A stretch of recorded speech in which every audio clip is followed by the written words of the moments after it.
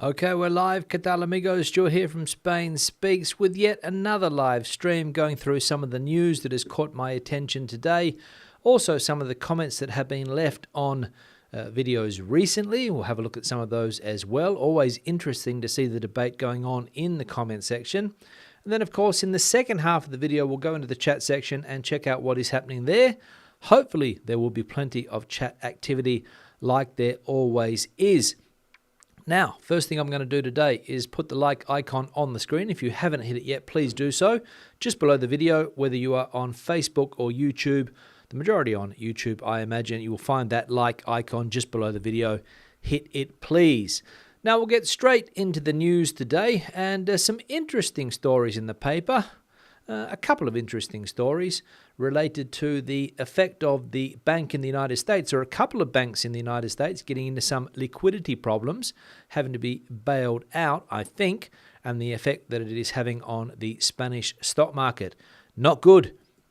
As we can see here, the Silicon Valley effect spreads to Spanish banks, which are in red numbers on the stock market today.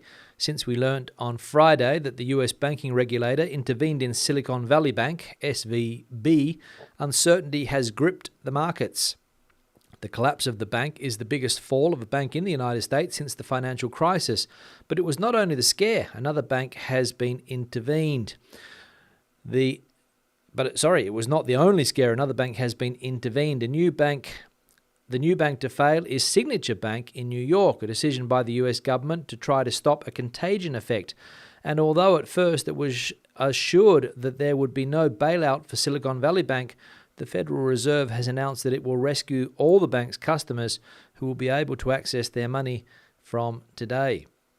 So the US government in trouble at the moment. They're bailing that bank out. Another one also needing to be intervened, and the effect here in Spain on the Spanish stock market with the big banks in this country. And I think the stock market closed today down 3.5%, the biggest crash since last year. So things not looking good as the effect spreads throughout the world of those banks in the United States getting into trouble. As we saw there, not good. Let us know what the situation is currently if you're in the US with regard to those two banks. Let us know. Now, the second piece of news today related to the weather, I think. As we can see here, sunshine and summery temperatures that last until Friday. Rain, however, to arrive in Galicia. The dry and sunny weather with temperatures higher than normal for the season will continue this week, at least until Friday, when the influence of a squall with lower temperatures and leave rain, according to the State Meteorological Agency. The AEMET spokesman, Ruben del Campo, highlighted the high temperatures for this time of year that were recorded especially in the Mediterranean area, where on Sunday it reached 31.8 degrees Celsius in Elche and 31.1 on Sunday in the province of Xàtiva, Valencia. 31.1 degrees there. So very good weather around the country. Unfortunately, not really that good here today. Although it was sunny and warm, there was a howling breeze blowing. And it created problems, as we'll see in the next article here, because the Retiro Park in Madrid and 8 other parks were closed this afternoon due to a red alert for high winds. The Retiro Park and 8 other parks in Madrid will remain closed on Monday afternoon due to the activation of the red alert for strong winds, as announced by the City Council. The red alert will last from 3 p.m. until 6 p.m. due to the gusts of wind that can reach up to 66 kilometers per hour, as reported by the State Meteorological Agency. Once the red alert is over, the City Council will check the trees and reopen the facilities. The parks affected by this incident due to the strong gusts of wind are the Retiro, El Capricho, Sabatini Gardens, the Rose Garden of the Parque del Oeste, Juan Carlos I Park, Juan Pablo II Park, Quinta de Fuente de Berro, and Quinta de los Molinos, and Quinta Torre Arias. And the reason these parks are closing is because the trees become dangerous when strong winds are blowing. And a couple of people a few years ago in the Retiro lost their lives being under a tree when a branch fell off and cracked them on the skull. So that was a tragedy that happened. And ever since then, a lot of the trees there are considered dangerous when there are high winds, and people not recommended to walk in those parks or be in those parks when the winds are high like today, and the city council closing down 8 big parks in Madrid.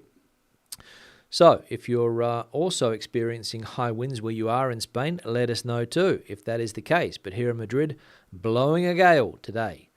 And the last piece of news today, this one here, an interesting story. Jon Favreau surrenders the Spanish gastronomy.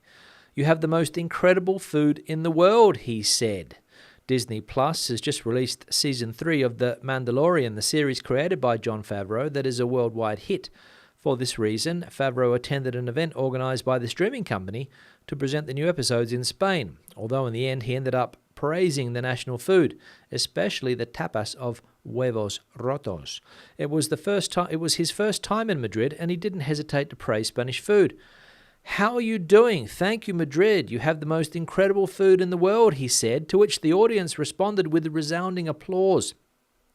"Which of the tapas that you have tried is your favourite?" asked the students of the ICAM, the Madrid Film School. "I don't think I've eaten enough, and I don't know the names. The huevos rotos, gambas al ajillo, jamón ibérico. I'm a fan of everything, and I will have to come back again to answer that question properly," said Mr. Favreau. So another person here falling for the Spanish gastronomy, gambas al ajillo, jamón ibérico, and huevos rotos. And of course, Jon Favreau, not only is he a very, very good director, in my opinion, actor, director, but he also had an interesting show on Netflix, I think it was, called The Chef's Table, where he fancies himself as a bit of a chef. He teamed up with another chef there in the States, I think a chef from Los Angeles, and they did a couple of series of this show, The Chef something or other, or maybe it's just called The Chef, which was based on a movie that he did a few years ago where he played a chef in a movie. So interesting to see that Jon Favreau in love or surrendering to Spanish gastronomy after his time here in Madrid. Fantastic. Now, time to put the little like icon on the screen again. We'll see if we can get up to a decent tally today. Always a bit doubtful on a Monday because it's not a regular live stream day, but I'll put the icon up here just in case. If you haven't hit it yet, please do so. Facebook or YouTube. Hit the like button, please, just below the video. Now we'll go into the comment section, see what's boiling there in the comment section, or has been boiling in the comment section over the last few days. This one here from Ross, apparently, down the bottom it says, "Perhaps it's because you are an Aussie that you allowed the professor to get away with his comment that Spanish was the first language of the USA. There are a group of peoples that now call themselves the First Nations who are certain to disagree. All the best, love the channel, Kiwi Ross." Yeah, somebody pointed this out yesterday during the live stream that I avoided mentioning the First Nations people, as they are now known in Canada, the States, Australia, wherever there are First Nations people, that they were the first people to, the first languages in those countries, of course, in the United States. But according to what we read yesterday, that wasn't mentioned in the article. And the professor in question was just pointing out that the first European language to arrive in that area was indeed el español, no el inglés. That's what he was trying to point out. And he also pointed out that the US apparently, from what that article also said, doesn't have an official language written in the Constitution, or written into the Constitution, I should say. So that was also something that we learned yesterday. I had heard that before, but it was shown also on the channel yesterday. But as I said, Ross, various people did mention that, and I did correct myself as I went through, not wanting to forget the First Nations people. As I said, they are now known in the United States, Canada, and other countries around the world that had people living on those lands before the Europeans set foot on them. So thanks, Ross, for reminding me there. Another comment here from Karen. "In my opinion, Americans are trying to eat a lot healthier. Breakfast includes, for many and myself, an omelette or oatmeal." Again, related to something that we saw yesterday when it comes to breakfast here in Spain. Nutritionists, I think, are saying that breakfast is not healthy here in Spain. People need to change their habits, get away from toast with butter on it, buttered toast, coffee, things like that. Orange juice is something that they recommend people take out of their diet, too much sugar, leading to health problems down the line. bollería, pastries, things like that. Churros, maybe not the healthiest breakfast choice for many, even though churrerias are very popular places in the morning. The two that I've got close to me, unbelievable the amount of people that go and have breakfast in those places. Of course, they don't all eat churros, but a lot of people passing through the churro shop. And of course, chocolate milk, which is a favourite with kids. And I mean, back in the day in Australia, we used to drink Milo, Nesquik, I think we used to drink. We used to call Nestle Nestles, Nesquik, Nestles Quick or Nesquik or whatever they call it. And we used to drink chocolate milk, of course, but they're saying that, again, too much sugar, get the sugar out of your diet because it does cause health problems down the line. I think that's what they were saying.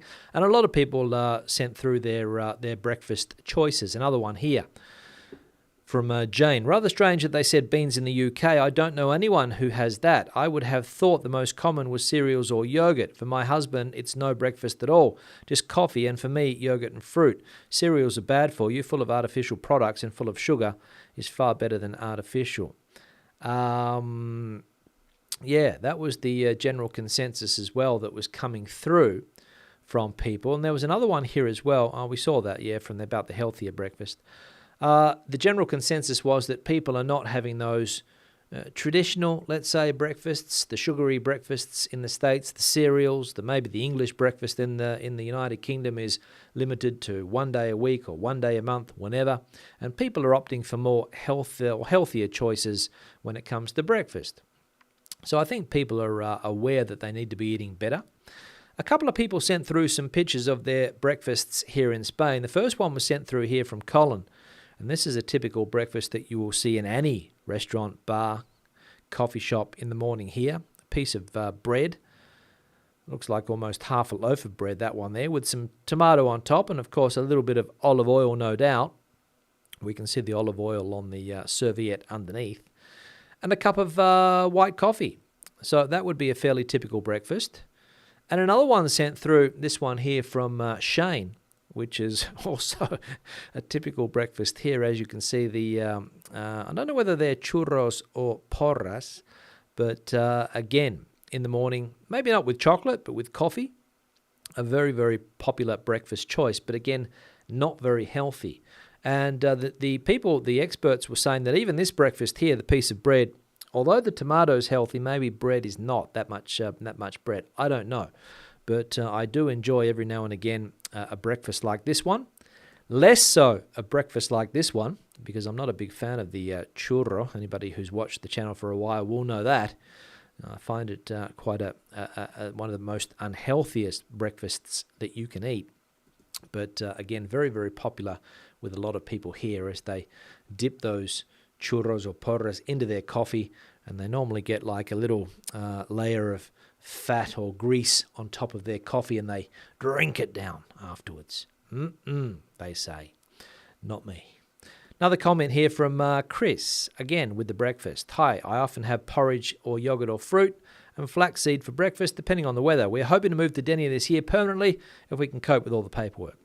Chris, I hope all goes well with that move for you guys there to Denia, a nice part of Spain down there on the Mediterranean coast, of course, the Valencian community.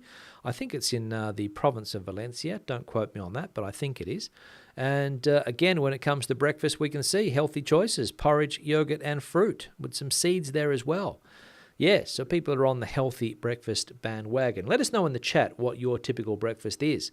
We had a few come through yesterday. We'll continue the debate today, whether you like churros or whether you, like me, find them too greasy, too stodgy, too heavy for breakfast in the morning. But as I said, a lot of people here, you'll see them dipping them into their coffee first thing.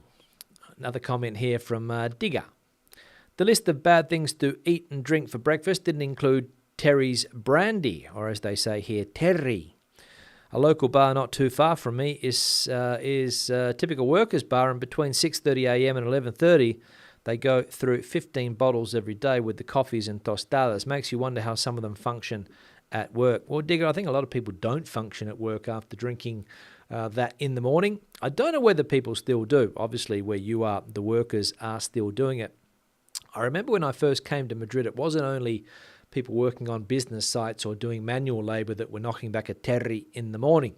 You would go into a bar in the center of Madrid and see business people, suit and ties, with a little soli sombra in the morning, coffee and a little shot, bimp, and away they went to the office. And again, not so much these days, but you could smell the alcohol on people's breath. One thing that also stood out for me when I first came on the metro, because you're very close to people, that smell of strong alcohol on their breath at 6:30, 7 o'clock in the morning. And let's be honest, if you're knocking that stuff back that early, when do you stop drinking? If you stop drinking throughout the day. And I've seen it many, many times, especially if you go to the polígonos, the industrial areas, they hit the stuff hard. I've seen places where after lunch they'll give a typical whiskey pour where the bottle of Coke only fits in about this much into the glass. The rest is whiskey. And they'll knock that off before they go back to their afternoon shift. Again, I'd like to think that it's not so common nowadays, but according to what we just saw there from Digger at that local bar, not sure where Digger is, but wherever Digger is, they're still getting stuck into the brandy, the cheap brandy, the terry. Usted sí que sabe was the jingle that went along with that particular brand of alcohol. All right, good. What else we got going on here? The final one. Outdoor Chilled. Well, the same company owns TGB and their service sucks as well. They can't even make burgers. Worst, hardest stone burger and service I've ever had in my life. My co-workers had bad experiences as well. They would rather lose customers than reimburse €1.20 no matter who is guilty. Not very smart, not recommended if you want successful business. Maybe they should teach their staff about customer service, but unfortunately, no surprise to me with this company, I don't expect them to be around for a long time. Cheers from Barcelona. Not sure Outdoor Chilled, because as you say there, they 100 Montaditos, which is the place that I had an issue with last weekend, Friday evening, and TGB also belonging to that group. And yeah, unfortunately, Outdoor Chilled there is right. Service seems to be lacking in a lot of these places. Somebody in the comment section said, you got to, think about it. A lot of people that work in these industries are on very low salaries. They're not happy with what they're doing. They're stuck in that low salary, bad job sort of situation. And of course, customer service is the last thing that they are worried about. And when it comes to TGB, I didn't mind the burgers. Originally, when you went there and they had like a 2-for-1 special on Thursdays, I didn't mind the burgers. You could get a decent meal for a decent price. But one of the things that they never used to do was clean the tables, or it used to be really hard to get a table cleaned.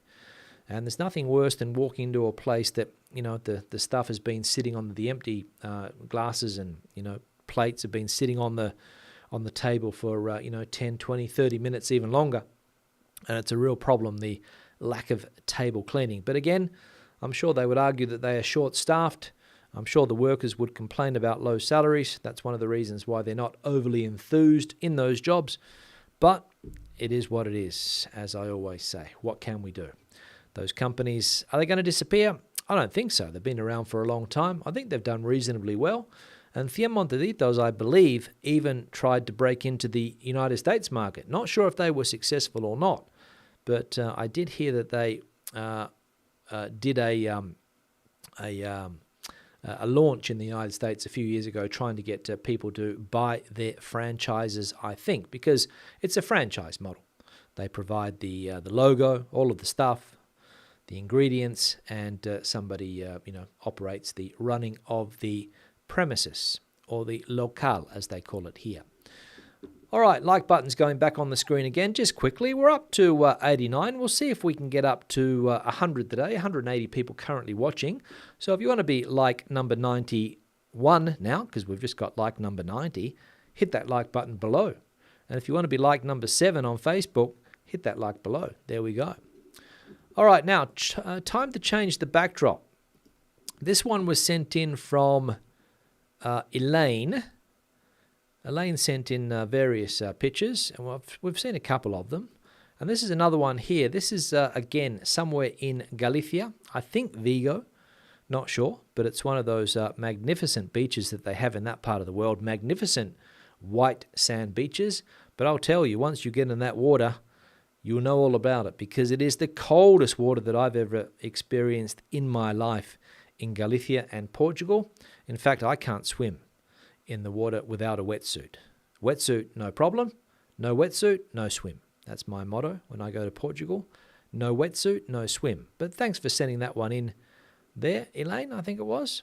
Thanks you very much for that. And if you've got a similar picture that you would like to see on the backdrop, the address is this one here, spainspeaks@gmail.com. Send them through. I normally get a few a day. Or if you've got a typical breakfast shot that you would like to send through, here in Spain, of course, don't send me through your, a picture of your bowl of yogurt. But if you are having a typical Spanish breakfast, what they consider to be an unhealthy Spanish breakfast, send it through. All right, now into the chat section. Let's see what's going on there. Always a lot of action in the chat section. I think we've got a super chat. We have indeed. I'll get that one out of the way first from Kirk. Thank you very much, Kirk, for the super chat. Very generous, $15. Have a great bottle of wine. Let us all know. Will do, Kirk. I had somebody send me an email earlier today saying that I'm going to send them bankrupt because they're trying all of the wines that I'm recommending on this channel. Can't remember the person's name. I'm sorry about that, but I did read the email, and I will reply. But it is a problem that if you want to try some of these wines, and I think, as I said, this person was in Ireland, where they pay a lot more, unfortunately, for the wine than we do here. I'll just see if I can find the email quickly. Let me see if I can find the email from Simon. Yeah, Simon says, I'm leading him to bankruptcy. Partner Sue loves Spain, but a bottle of Protos in Ireland, €22, reduced down to 17. Marqués de Riscal, €22, and the Governor, which we can buy here for €2.89, €13 in Ireland. So no wonder Simon's on the road to bankruptcy there, paying those prices for wine. So the sooner you get to Spain, Simon, I think the better you're going to be. But thank you very much, Kirk, for your donation there, or your support to the channel, and I will indeed buy a bottle of wine with those $15 that you have sent through. Thank you very much. Always comes in handy. As I mentioned before, YouTube doesn't pay the bills, so the contributions from viewers come in handy. All right, Hazel Eyes is in the chat section here. Apparently there's a picture of a pink hand waving.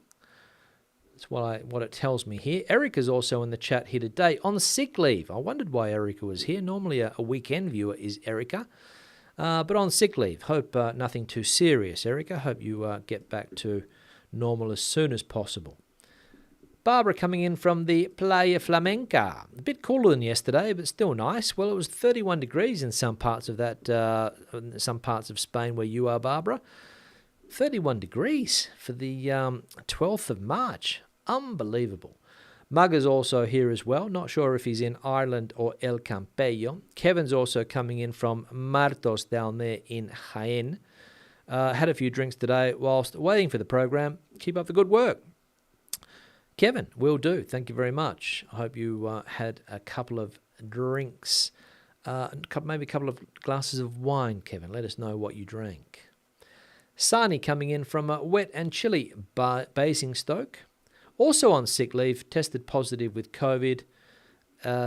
Also been looking out for any daily updates. Yeah, putting out a few recently, Sani, but I'm doing a course at the moment which is taking up a lot of my day, especially in the morning, so it's not easy to get the content out, but I'm trying.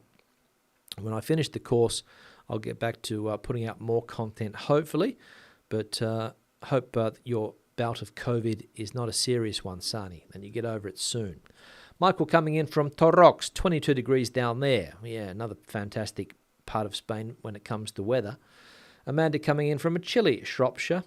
They're in the United Kingdom. Not sure where that part of England is, but chilly apparently, says Amanda. James also coming in with Kathy from a windy Worcester. Thankfully, the dustbin behaved, so we didn't have to chase it down the garden. It can happen when you put your dustbin outside. It happens in Australia all the time. They blow over when it's windy. And in Perth in summer, it's windy every day. But here we have big bins that never get blown over. So in that sense, it's a bit different. Mugger asking about the fourth COVID booster being available anywhere. I think you have to make an appointment, Mugger, if you want one. You can get one if you go to your local medical centre and ask for it specifically. No one's going to force you to have it, of course. But if you go down to your medical centre and say that you want one, I think you are entitled to it. Alan also coming in from not sure where. The SVB Bank in the UK has been bought by HSBC. There we go. So obviously it didn't go down the same path as its United States brother bank or sister bank, having to be bailed out. Yes, says Harriet, the fourth is available in Spain. There we go. Mick coming in from Moreira, the new home. Fantastic, Mick. Congratulations, a new home down there in Moreira. Well done. Hope you are enjoying it. Bill coming in from York in the United Kingdom, up there in Yorkshire. Ross coming in from Valencia. Ross is here from Albany, New York, I think. Originally, Ross, right? Currently in Valencia. Hope all is well. I hope you are enjoying that Mediterranean climate there, which I imagine is also different to the climate that you've left in the state of New York. What else we got going on? Let's have a look. Let's have a look here quickly. Killian coming in from Ireland, I think. Killian, Santander banks took a hammering since Friday after those American banks. Yeah, all the banks did, unfortunately, Killian. BBVA, all of the big banks took a smashing on the stock market today.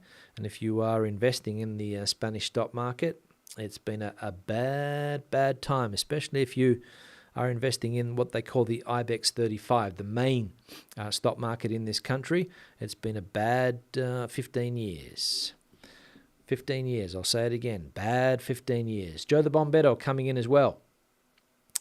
People are worried about further failures in the system, but the market stayed stable. That's good news if you are investing in the States, which many people are.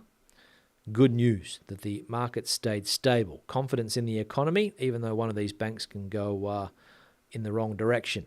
But hopefully, as we said, it doesn't cause too much havoc in coming weeks and days. Our US correspondent Dave is in the chat section here, watching from a chilly York, Pennsylvania, home of the York Peppermint Patty. Don't know what that is, Dave, but I imagine it's some type of food, York Peppermint Patty. Hope all is well in the United States and you are enjoying your time there. And if you're coming back to Spain, let us know what the time of arrival will be. Diffie Dog, Stu, literally has more Quicksilver apparent than I did back in the 80s. Yeah, Diffie, I'm a big fan of Quicksilver simply because I buy it online and I know the sizes, so I don't have to go to a shop and try things on. So if I buy this jacket here or a t-shirt, they always seem to fit. I buy a large, and that's the reason why. And I buy in sales, and you can pick up some fairly decent clothes. But I do like Quicksilver, yeah. It seems to last a while as well. I don't like wearing the badge as often as I do, but what can I do?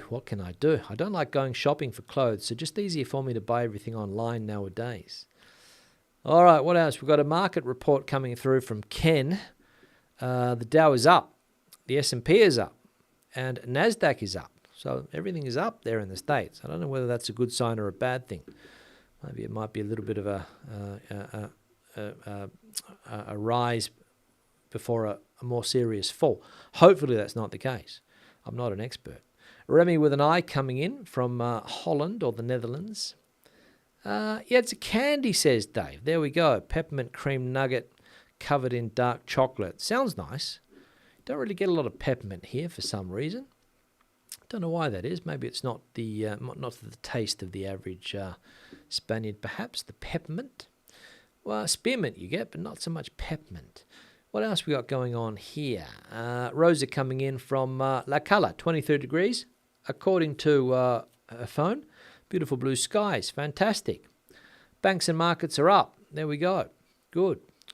That's good to see if you are an investor. What else we got going on here? Let's have a look here quickly. Let's see if I can find something here. Nico is also coming in today. Regular viewer is Nico, coming in from the Delta del Ebro. They're in Catalonia, I think. Renan coming in from Bellflower. Not sure where that is. Gino coming in from the dentist chair, waiting to be tortured. Coming in from the dentist chair, obviously watching on YouTube live. Heidi talking about churros, maybe on Sunday. But otherwise, toast with tomato and jamon. Go better than Fruit Loops. Yuck. Yeah, Fruit Loops when I was a kid, of course. I wouldn't eat them as an adult unless I want to get become a diabetic or something like that with too much sugar in my diet. But churros, yeah, maybe once every now and again. You know, if you're in a place and you're a bit hungry and you want something to eat, fantastic. But I see a lot of people going to these churrerias every day of the week. But again, maybe not eating churros, but they are eating their breakfast in a churreria. Killian says, the English are mad for baked beans. Saw a guy at a buffet in England being asked if he wanted beans with his pasta bolognese. There we go. Yeah, you can buy Heinz baked beans, I think, in Mercadona. And I think maybe they've even got their own home brand of those beans nowadays. But the average Spaniard wouldn't touch baked beans in a can with a barge pole because they love their own bean dishes too much. Antonio, did I get to see Miss Huerta 2023 in Murcia? No, I did not, whatever that means. What else we got going on here? Didn't have any churros today. Yusuf adding to the debate. White bread, which is not so healthy, whole wheat would have been healthier, with that tostada maybe, the one that we saw before that Colin sent through. I'll just put it back on the screen again. Yeah, white bread it is, so maybe not as healthy as it could have been. Wholemeal bread may be better, not sure. Pan integral. If you can ask for that, maybe it's better. Don't know. Debbie coming in from Los Angeles, where the brekkie is a smoothie, but in Spain, pan con tomate and café con leche like everyone else. There we go. Because that's the ubiquitous breakfast in this country. Café con leche, tostado con tomate, por favor. Y un chupito de anís. What else we got going on here? Joy coming in, made it finally. Love toast with butter for brekkie. Got to skip it every now and again to keep the weight down. Yeah, I also like toast with Vegemite and butter, but again, it's having a negative effect on my health, I think, so I've got to go back to muesli or some type of low-sugar cereal, and also with less salt, I think. In Barcelona, I would see guys having a beer for brekkie, no one better than I. Exactly, no one cares what people drink for breakfast. You can order a beer if you want. You can order croissant a la plancha con una cerveza, if you want. And back in the days where people used to smoke in bars and restaurants as well, wow, what it was like a nightclub sometimes. You would walk in, the smell. And a lot of people, when they finish the session at the nightclub, they head to a bar, have, a bocata de calamares and a beer. John, carajillo for breakfast, lunch and dinner. Yeah, there we go. That's a quick way to a grave. What else got going on here? Alguna vez algunos churros, muy bueno al mercado de domingo. Yeah, every now and again, that's what I'm saying, but not every day of the week. I went through a stage where I was eating porras once or twice a week, and you do pile on the kilos pretty quickly when you're eating that for breakfast because it's a very, very fatty and greasy breakfast. What else we got going on here? Let's have a look here. Gin and tonic in Spain. You're lucky to get enough space for the tonic in your glass. That is true. If the barman pours for less than 8 seconds, you're being ripped off. Do they count it? I think they probably do in some places. I don't know whether 8 seconds is the average, but you do get a fairly big gin and tonic or rum or whiskey or whatever you want to ask for. The free pour is very, very common. Now I'm going to change the backdrop here quickly. We're up to 147 likes, so I'll just put the little like icon back on the screen as well. If you haven't hit it yet, please do so just below the video. Also on Facebook, you can hit that like button. And I'm going to change the backdrop to another one. We'll get rid of this lovely picture of Galicia, which is one of the first places I ever visited in Spain back in the 1990s, was a scene like this one here. Still have the memories. This one was sent through from Paul, and apparently it's Gandia.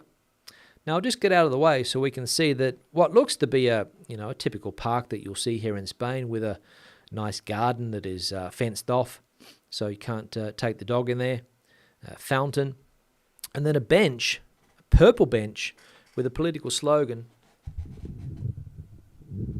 the 8th of March, International Women's Day, Gandia. There we go. So I don't know whether that seat was painted specifically for International Women's Day this last year or this year, not sure, or whether it's permanently coloured purple. And of course, one of Spain's political parties, Podemos, also uses those colours. No coincidence, I don't think. No coincidence. All right, what else we got going on here in the chat section? Ronnie with breakfast. Harriet's asking a question, still no Stuart. Don't know what that means. Don't know what that means, still no Stuart, because as far as I know, yes, there is a Stuart here. Not sure.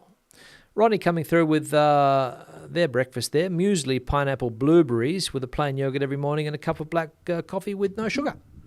There we go. Keeping it simple. No sugar, no milk. Just black. Cortado y empanadas, says Joe. Cortado y empanadas. Don't know what that is. If it's a savoury empanada or a sweet empanada. Got no idea what that is. For breakfast, anyway. Tim, Weetabix for breakfast, almost zero sugar and full of fibre. How many do you eat? Yeah, I am a big Weetabix fan. I haven't had them for a while, but there was a time there where I was having Weetabix every breakfast with a bit of fruit, and I'll probably have to go back to that as well. The old Weetabix, one of the only cereals that you find in the supermarket that doesn't have a lot of sugar. Almost zero, as Tim pointed out. D coming in from Playa de Oliva, 26 degrees down there today. The water's ice cold, at least right now, but probably not in summer, D. You probably get warmer. Water in the summer, but in Portugal the water's freezing in summer. That's the problem. Can't go for a swim or enjoy the swim. It's like torture. Remy saying, when I was in Oz, did I go to Tassie? The water there is freezing. I never went to Tasmania. The furthest south I've ever been, I think, is probably Albany in Western Australia. The water's also cold down there as well. Esperance maybe I went to, can't remember. But it's very sharky, the water in Esperance. You've got to be careful. Probably if you can avoid going swimming, especially don't go swimming alone. That would be my suggestion in Esperance. But Albany, yeah, the water is cold. In the south of Western Australia, the water is cold, but I imagine not as cold as Tasmania, considering how far south Tasmania is. Remy, also adding to the breakfast debate, omelette, 3-egg omelette on toast, half a gallon of coffee, desayuno de campeones. There we go. Desayuno de campeones, the champions' breakfast. What else we got going to? Carol, been watching for months. Just wanted to tell you that they like the new format, the live format, I imagine. Soon to be a Valencia resident. Hope all goes well, Carol, with that. Hope you get your residency without any dramas down there in Valencia. And the format has changed, as people can see, and gradually people are coming on board with the new format, putting the interaction with the viewers to the end and getting through the news and the comments at the beginning, getting it out of the way quickly. And also the viewer picks, viewer interaction, which is fundamental for the channel, as we can see here. And as I said, this fairly typical park that you would see in any Spanish city, I would say. Not necessarily Gandia. You could find this park anywhere. And with the purple bench. Colourful. What else we got going on here? Quickly, let's have a look. Daryl's in the chat section, finally. Been mega busy again. Back properly tomorrow. Beer, whiskey and Coke, only a little wine, says Kevin. That's what he was drinking today. Beer, whiskey and Coke, only a little wine. Okay. Erica's, 2 weeks Erica will be off there with her illness. Sciatica, I think it is. How big's the expat community, asking Daffy Dog in Spain? Not sure in Spain, but in Madrid I'd say there's probably maybe 100, 200 Australians maybe, not sure. Whenever there's a get-together, I think those are the amount of people that go. I don't go, but I think you see sometimes around that, I think. And the whole of Spain, got no idea, to be honest. Not as many as from the United Kingdom, of course, but there are a few. Stan coming in from a wet Germany today. Stan gets around a bit. Poland one day, Germany the next. Martin also in the chat section, off to northern Cyprus.